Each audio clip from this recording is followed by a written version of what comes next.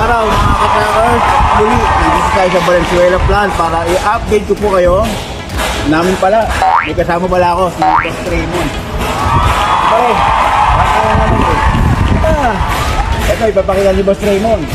Namin, ang partner ko. At ang nakakapon ko yung mga Wala, in-introduce na introdahan ni Boss Carlo. Yan.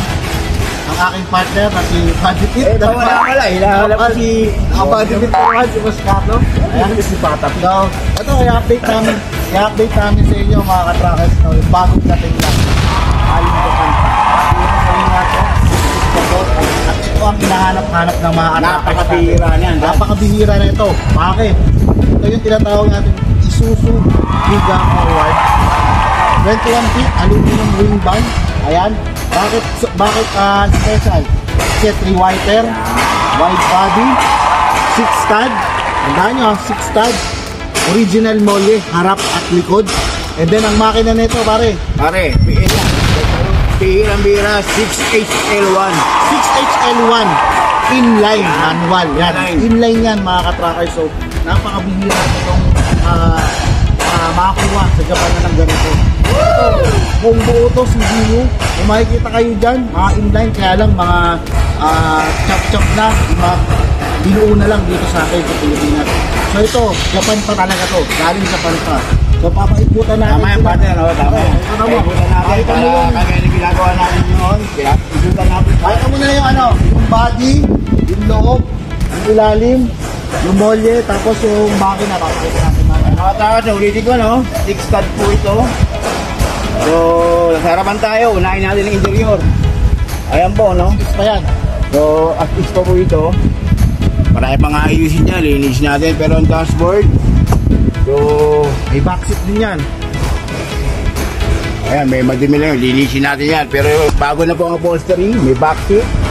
At may sa taas. Kahit anong ilalim. Napaka-good. Kasi yung molye sa harap. Ayun, isa pa. Ang molye, ang harap. Ayan, nakatakas, no? Chassis po natin, napaka sariwa niyan. Ayun po, makikita po ninyo. Steel soleras na. Hindi ko.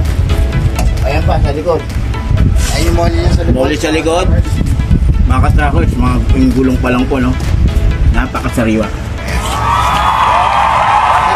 Tama yung body, pakita mo, biglang lang yung body. Napakaganda, buong buo, malaman lang kayo PUP. Yung mga ka-trackers na ongoing restoration na ito, kaya makita nyo, wala pa. Medyo madumi pa siya, kasi nga, re-recon na to, as is pa siya. Ayan, yung flooring niya, still na yung flooring niya. Ang ganda. Ha? Saan pa kayo? Ayan na yung kayo mga flooring. Ayan. So dito, pakita natin ngayon yung makina, yung daylay, makina. Hindi ako kata. Dahil sa kabila. Okay. Mga ka-trackers, no? Ulitin po namin, no? Tanggal pa ang side wheel niyan, ongoing restoration. Palitan natin yan ng ano, tubulan. Wiper siya. Ayan, nandito nyo, 2 wiper. Ang makina, tayo natin.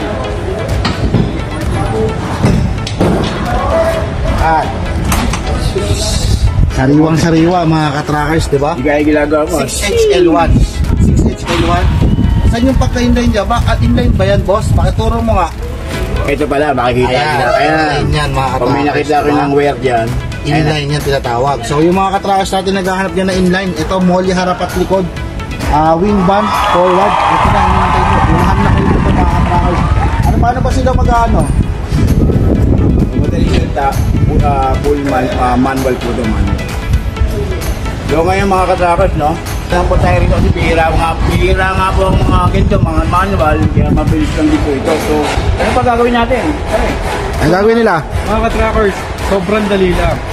Kung mag-Facebook naman tayo, search na lang palagi Golden 20 by Mark, Golden 20 By Carlo Villanueva, Golden 20 by Raymond Caiglia. So mga ka-trackers, kung napapanood nyo may palagi, subscribe lang kayo para updated kayo tulad dito. Sariwang-sariwa, minsan lang tayo magkaroon nito ng inline, manual, 6 massage na wind gun na forward. So, kaya mga katakers, no? So, mga bagong mga viewers po natin dyan, no? Mag-subscribe lang po kayo sa YouTube channel namin, Golden 20 Trucks. At follow na rin po kayo sa aming official page, FB page, Golden 20 Trading. Yun, tawag na sa mga number na to, mga trackers. Kami bahala sa inyo kahit saan sulok kayo.